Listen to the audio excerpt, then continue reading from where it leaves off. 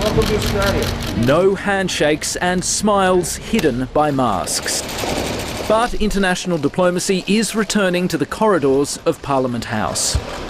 Moon Jae-in's state visit to Canberra is the first since the pandemic struck almost 2 years ago. 환영합니다. Welcome.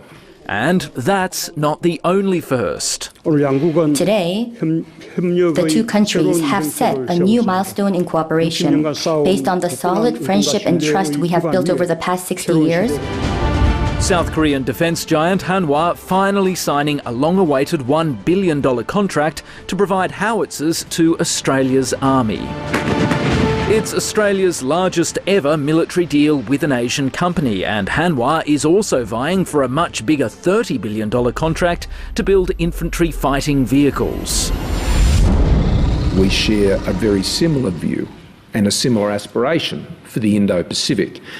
So that places Korea, I think, in a very strong position. Scott Morrison sees an overlap in interests, values and aspirations with South Korea and a shared broad vision. Where all nations in the region can trade openly and well and positively, free from any coercion, and have their own choices about how they move forward.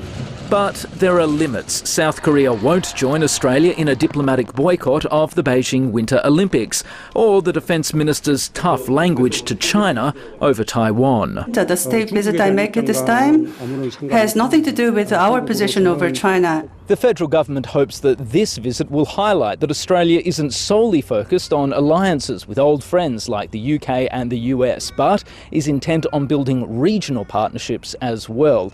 And there's no doubt that Seoul and Canberra share some anxieties about Beijing's rise. But that doesn't mean that they agree on how best to respond. Police say an unruly passenger forced a Delta flight from Washington to Los Angeles to stop in Oklahoma City last night. 35-year-old Ariel Pennington allegedly assaulted a flight attendant and then an air marshal who tried to intervene.